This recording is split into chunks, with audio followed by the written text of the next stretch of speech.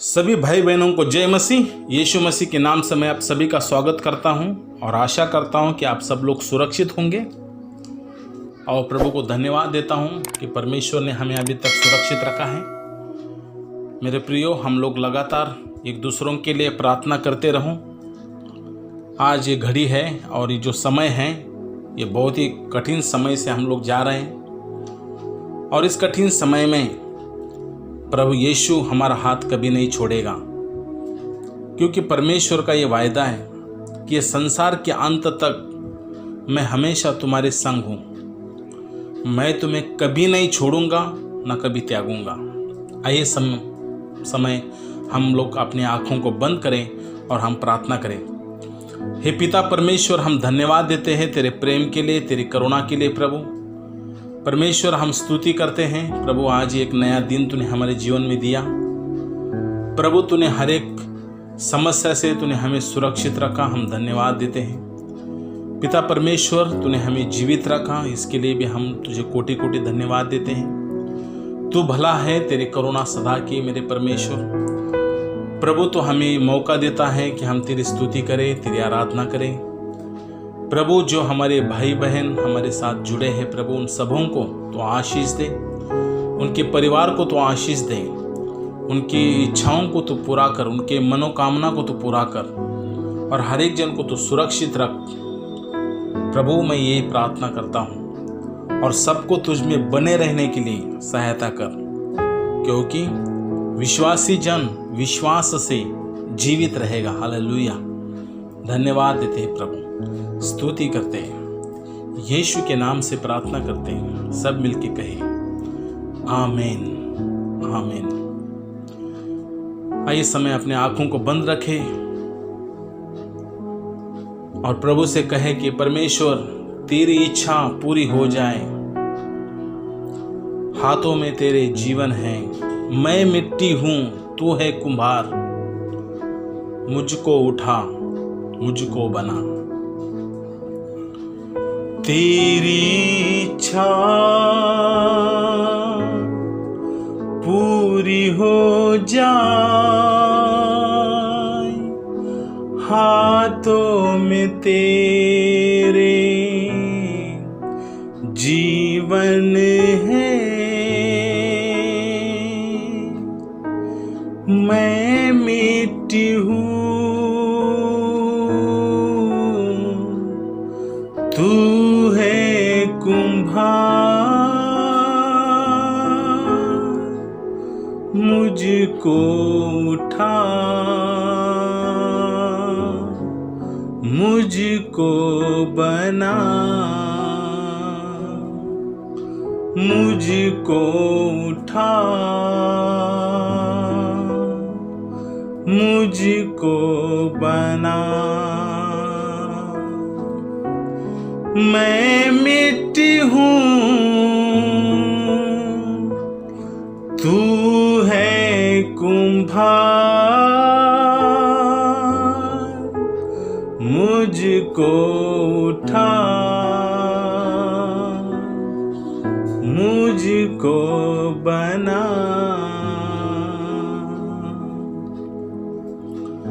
अपनी मर्जी पर मैं चलता रहा, तुझको कभी भी ना अपना कहा, लेकिन प्रभु आज से मैं मेरे क्रूस को ले लेता हूँ,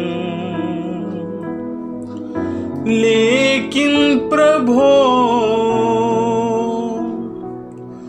आज से मैं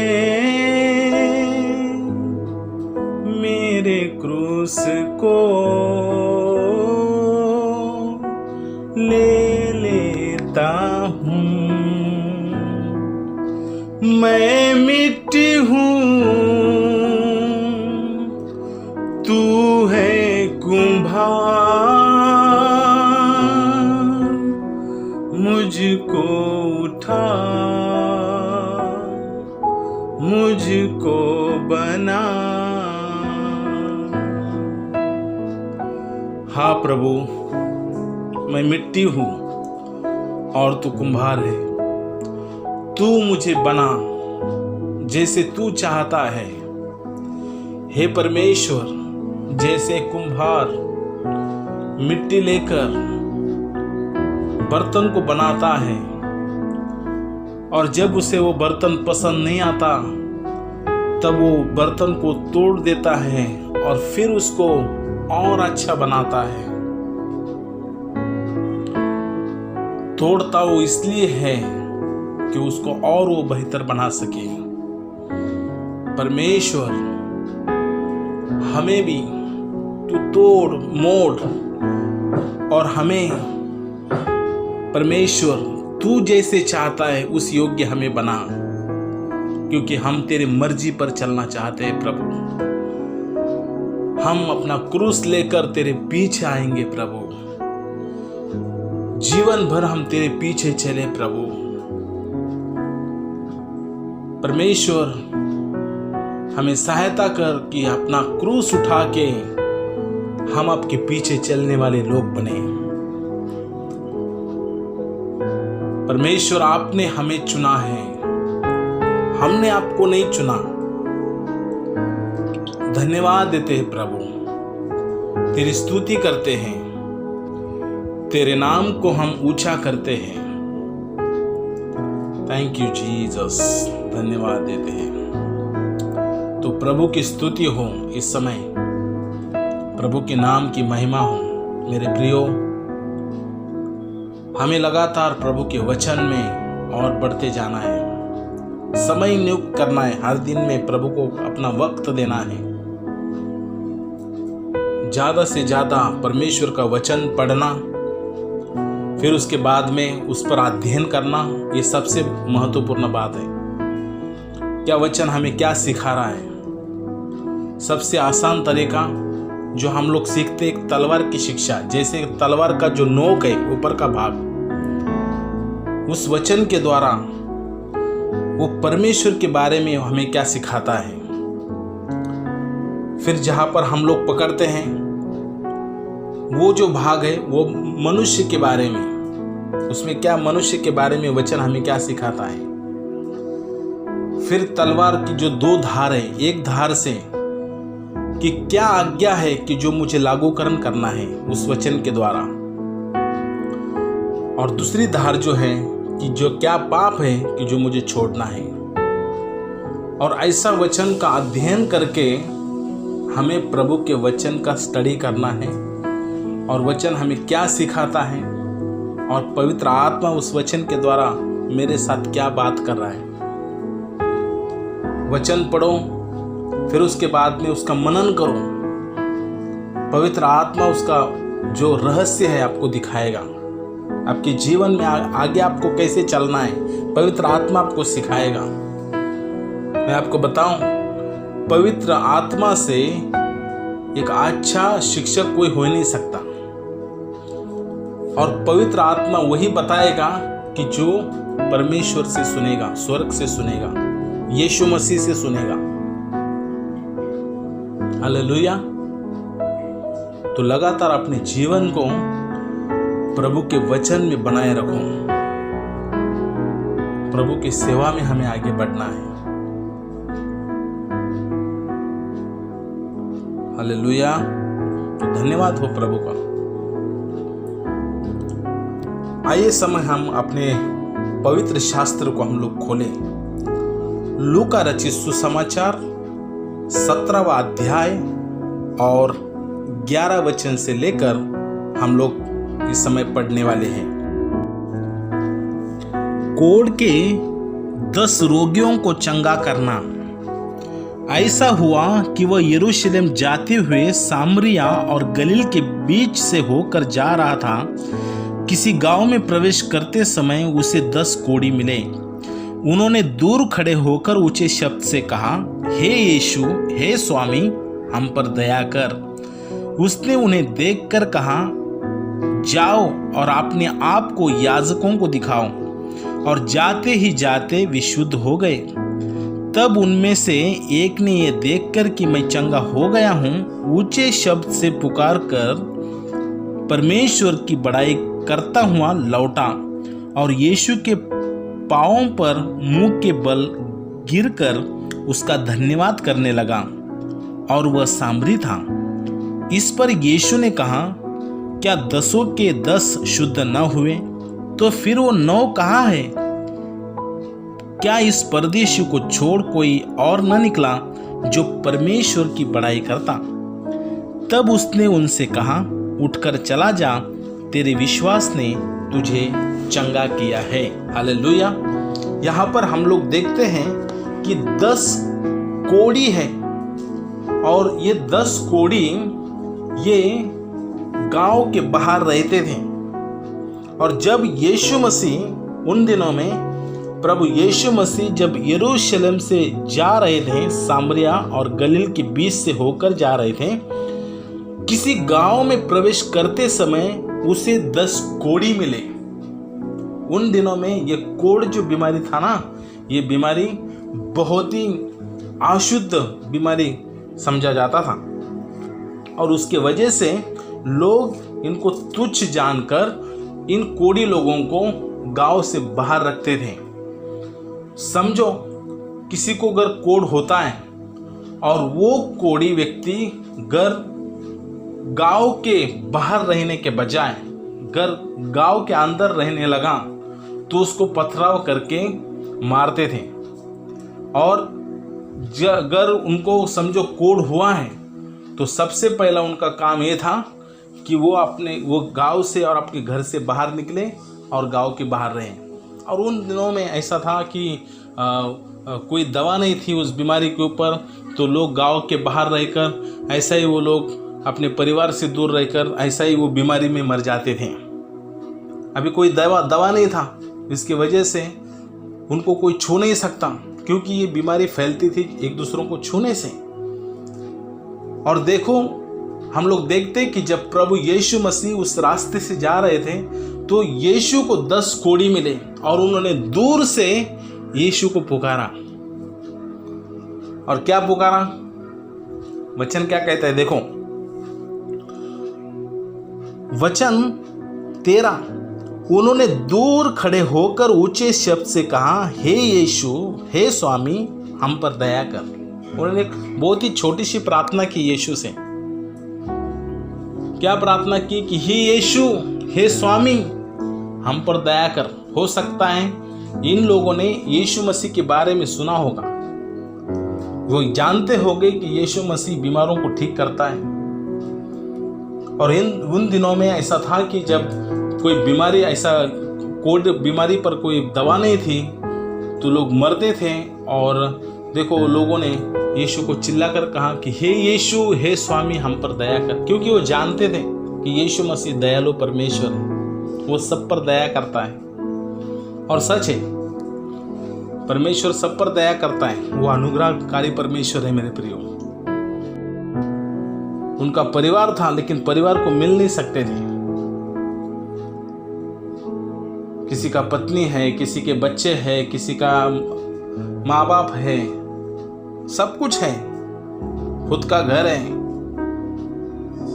प्रॉपर्टी है, अच्छा नौकरी था, सब कुछ होगा, लेकिन अगर ये बीमारी होने के बाद उसको गांव को बाहर जाना पड़ेगा और कुछ भी नहीं, किधर भी नहीं रह सकता। हालेलुया। आज की तारीख में हम लोग देख रहे कोविड-19 पूरा संसार में बहुत ही तेजी से फैल गया मेरे प्रियो। ये बीमारी भी एक दूसरे को छूने से होती है। मानव जैसे एक कोढ़ जो था उन दिनों में, उस बीमारी को जैसे वो अशुद्ध समझते थे, और ये बीमारी को ऐसा हुआ कि एक दूसरे को छूने से, एक दूसरे से करीब आने से ये बीमारी हो जाती है। और हम लोग देखते हैं कि देखो कितना लोग डर डर के जीवन जी रहे हैं। सोशल डिस्टेंसिंग, इसका मतलब एक दूसरों के दूर रहना, पास नहीं रह सकते। पास जाएंगे, एक दूसरों को छुएंगे बीमारी पकड़ लेगा। इसके वजह से सोशल डिस्टेंसिंग, एक दूसरे से दूर रहना, ये महामारी बहुत ही तेजी से बढ़ रहा है। मेरे प्रियो, हम लोगों को प्रार्थना करना है और हम जानते हैं कि परमेश्वर जिसने स्वर्ग और पृथ्वी को बनाया, जिसने आकाश और पृथ्वी बनाए, जिसने समंदर बनाया, जिसने सूरज को बनाया, जिसने पेड़ों को बनाया, जिसने पहाड़ को बनाया, वो यीशु मसीह, वो हम पर दया करेगा, हमारे देश के ऊपर दया करेगा, हमारे देश के क्लेश को, बीमारियों को जो का त्यों कर देगा। वो कर सकता है, उसके लिए कोई बात असंभव नहीं। मेरे प्रियो, आज 3 लाख से भी ज्यादा केसेस अपने भारत देश में हुए हैं।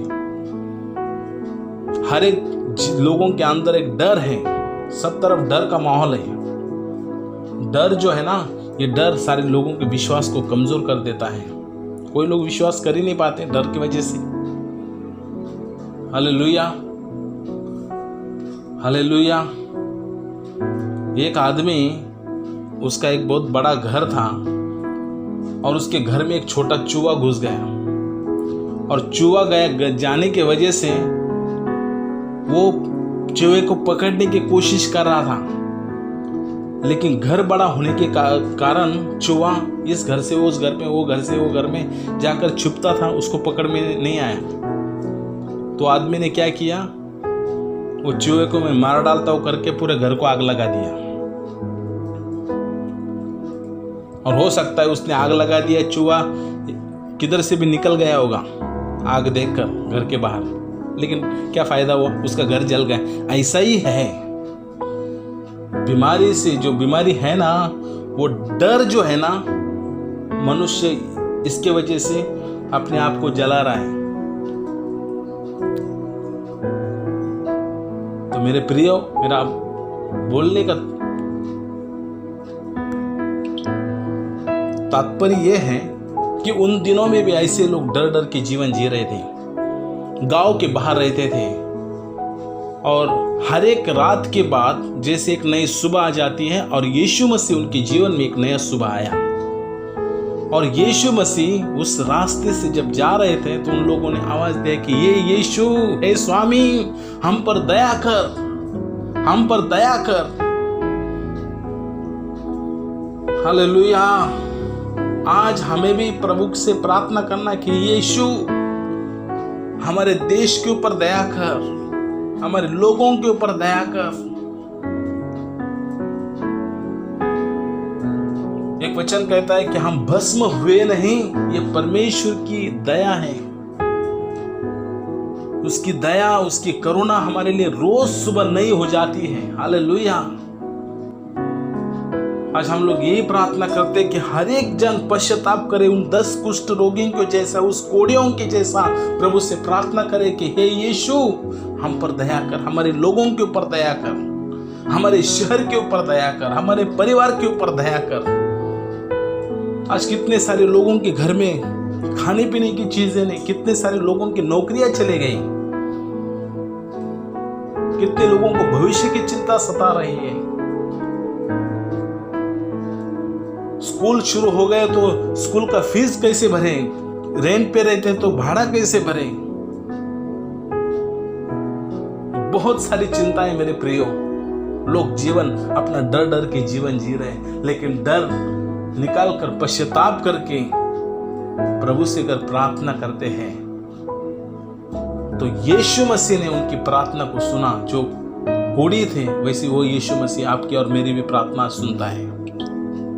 वो सच्चा ईश्वर है। यीशु मसीह ने उनसे क्या कहा कि जाओ और अपने आप को याजक को दिखाओ। याजक को इसलिए क्योंकि याजक के पास वो अधिकार था कि जब उनको देखे, उनको टेस्ट करें, और अगर उनके अंदर का कोढ़ अगर निकल जाता है तो अपने गांव में आ सकते हैं, अपने घर में आ सकते हैं। जैसे आज कोरोना महामारी है, अगर किसी को बीमारी हुई, 14 दिन क्वारंटाइन रहा या फिर हॉस्पिटल में गया और उसका रिपोर्ट अगर निगेटिव आता है तो डॉक्टर क्या कहते हैं अभी आपका रिपोर्ट निगेटिव आया है और आपको हम डिस्चार्ज दे रहे हैं और 14 दिन अपने घर में आप क्वारंटाइन रहो। इसका मतलब उसके पास वो सर्टिफिकेट है कि मेरा रिपोर्ट जो है निगेटिव है, अभी मैं मेरे घर आ सकता हूं। और 14 दिन के बाद उसके घर को और उसके परिवार के लोगों को और आजू बाजू के लोगों को रिहा कर देते, मतलब छोड़ते, वो लोग क्वारंटाइन से बाहर आ सकते हैं। ऐसा ही यीशु मसीह ने क्या कहा कि जाकर याजकों को दिखाओ। याजकों को इसलिए कि याजकों को याजक देखेंगे और आप ठीक है कि नहीं, आप अपने गांव में घर में रह सकते कि नहीं,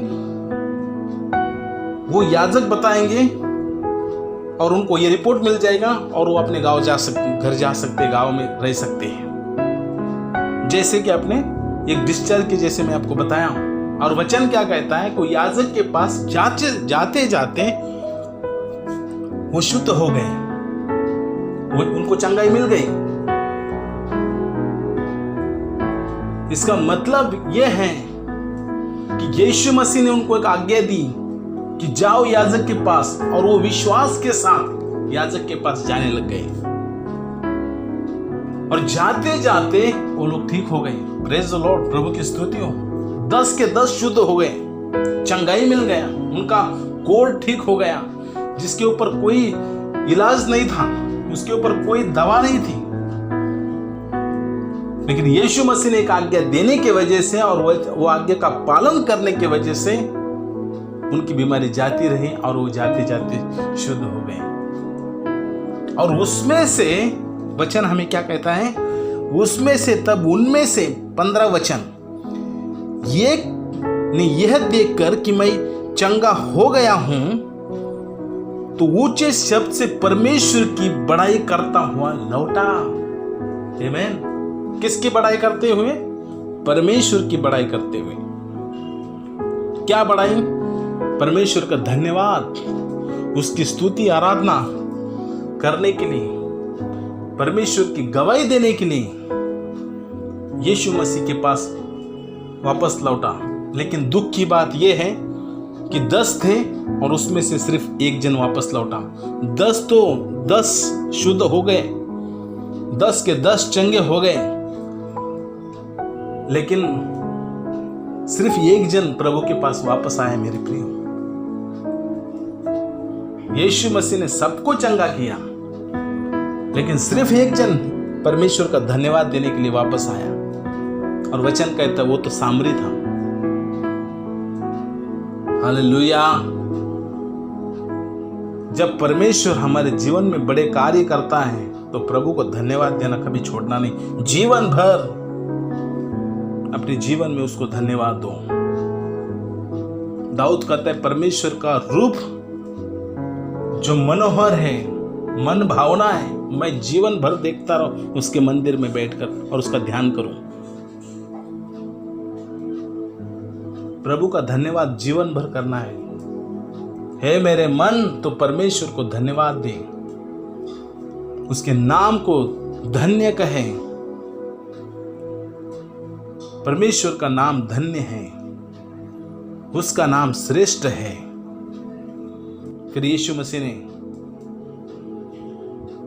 उससे पूछा कि तुम कितने थे? 10 लोग थे। तो फिर 9 कहाँ है? वो ठीक नहीं हुए? हाँ, वो ठीक तो हुए, लेकिन प्रभु भूल गए हो। यीशु मसीह ने उस सामरी व्यक्ति से क्या कहा कि बेटा, तेरे विश्वास ने तुझे चंगा किया है, क्योंकि धर्मी जन विश्वास से जीवित रहेगा। तुम्हारे विश्वास की परीक्षा होगी। विश्वास में बने रहो। जो अंत तक धीरज धरे रहेगा, विश्वास में बने रहेगा, उसी का उद्धार होगा। मेरे प्रियो, यीशु मसीह का धन्यवाद करना, उसकी स्तुति करना हमें छोड़ना नहीं है। हर दिन, हर समय हम लोग प्रभु का धन्यवाद करो, क्योंकि परमेश्वर ने हमें उसकी महिमा के लिए बनाया है। हालेलुया। जीवन भर उसकी महिमा करो, चाहे सुख में हो चाहे दुख में हो, वो सब कुछ संभाल लेगा। हो सकता है आप कठिन समस्या से जा रहे हैं, हो सकता है आप लोग ये सोच रहे कि हमारा जीवन आगे का कैसा होगा। चिंता मत करो, परमेश्वर का उंगली पकड़ो और उसके साथ चलना सीखो, वो सुरक्षित लेके जाएगा। आपको मालूम है कि जब 430 साल इजराइल लोग मिस्र की गुलामी में थे और उसके बाद में जब परमेश्वर ने मूसा के द्वारा उन लोगों को वहां से निकाला और परमेश्वर चाहता था कि वो लोग कनान देश में जाए जहां दूध और मधु की नदियां बहती हैं, एक सुखदायी देश में जाए, तो मेरे प्रियो लोगों से यही कहा कि जैसे मूसा आपको बताएगा उस रास्ते पर चलो। परमेश्वर ने उनको अपना उंगली पकड़कर चलना सिखाया। जंगलों से प्रभु ने उनके लिए रास्ता बनाया। यह असंभव था, यह पॉसिबल नहीं है, लेकिन कठिन समय में, कठिन दिनों में परमेश्वर का उंगली पकड़कर प्रभु के साथ चलना सीखो, वो तुम्हारी नाव को पार लगा देगा। हालेलुया। अगर यीशु मसीह आपके नाव में है तो आपकी नाव कोई डुबा नहीं सकता, कोई डर आपको डुबा नहीं सकता, कोई बीमारी आपको हरा नहीं सकती, कोई बीमारी आपको हो नहीं सकती। यीशु के नाम से प्रभु यीशु ने सबको जीत लिया है। उस खुदावंत की हम आराधना करते हो, जिंदा परमेश्वर जिसने सारे संसार को बनाया, जिसने आपको और मुझे बनाया है। मैं हमेशा ये बात को कहता रहता हूँ, याद दिलाता हूँ कि उस परमेश्वर की हम आराधना करते को जिंदा परमेश्वर जो स्वर्ग में है, जो हमारे अंदर रहने वाला परमेश्वर। संसार में जो है ना, उनसे बड़ा वो है कि जो तुम्हारे अंदर है, वो होली स्पिरिट, पवित्र आत्मा की मैं बात कर रहा हूं। प्रभु आपको अच्छे विचार देगा, सही मन देगा। पवित्र आत्मा के द्वारा हमें चलना है। हालेलुया। और जैसे वो व्यक्ति प्रभु के पास वापस उसकी महिमा करने के लिए आया, यीशु ने उससे एक ही कहा कि तेरे विश्वास ने तुझे चंगा किया है, उठकर चला जा, तेरे विश्वास ने चंगा किया। प्रभु ये हमें जीवन में देखना चाहता है। चिन्ह चमत्कार प्रभु करेगा हमारे जीवन में। क्या हम जीवन भर उसका धन्यवाद करते हैं? इस बात पर ध्यान देना बहुत ज़रूरी है। और ये लॉकडाउन के बाद और ये महामारी के बाद में बहुत बड़ी गवाही होने वाली है मेरे प्रियो, बहुत बड़ी गवाही होने वाली। खुद आप गवाही देंगे परमेश्वर आपको कैसे कैसे इस कठिन समय में कैसे संभाला। लिख के रखो कैसे प्रभु ने आपकी आवश्यकताओं को पूरा किया, कैसे प्रभु ने आपको सुरक्षित रखा। सब लिख के रखना है और प्रभु को धन्यवाद देना है, लगातार धन्यवाद देते रहना है, उसकी स्तुति करना, उसकी महिमा करना। उन 9 जन के जैसा नहीं, बल्कि वो 1 जन के जैसा जो प्रभु की महिमा करने के लिए वापस आया और विश्वास के साथ, विश्वास में बने रहो। प्रभु आपको बहुत आशीष दे और लगातार इन कठिन दिनों में भी प्रभु आपको सहायता करे कि आप विश्वास में बने रहे। पूरा संसार में डर है मेरे प्रियो, ये महामारी का डर है। आपको मालूम है सन 1918 में एक स्पेनिश फ्लू करके एक बीमारी आई थी, उसमें दुनिया भर में 10 करोड़ से भी ज़्यादा लोग मरे थे और अपने भारत देश से 1 करोड़ लोग मर गए थे। और वही डर लोगों को सता रहा है अपने देश में ये महामारी के द्वारा। लेकिन मैं आपको उत्साहित करता हूँ और वचन ये भी कहता है कि परमेश्वर आपको हर एक महामारी से बचाएगा और आप जीवित रहोगे। आमीन, आमीन। आइए समय अपने आंखों को बंद करें। हे पिता परमेश्वर, हम धन्यवाद देते हैं और तेरी स्तुति करते हैं। प्रभु, जो मेरे भाई बहनों ने आज का वचन सुना, उन्हें समझने के लिए सहायता कर, उन्हें आशीष दे, उनके ज़रूरतों को पूरा कर, उनके परिवार को तू सुरक्षित रख। तेरे स्वर्गदूत हमें सुरक्षित रखते हैं। परमेश्वर, हर एक जन को तू सहायता कर और विश्वास में बने रहने के लिए सहायता कर। उन 9 लोगों के जैसा नहीं, बल्कि वो एक व्यक्ति के जैसा प्रभु तेरी महिमा करने के लिए वापस आया। तेरी स्तुति करते, तेरे नाम को धन्य कहते, यीशु के नाम से प्रार्थना करते, सब मिलके कहें आमीन। सबको जय मसीह। बहुत धन्यवाद आपका। आमेन। God bless you.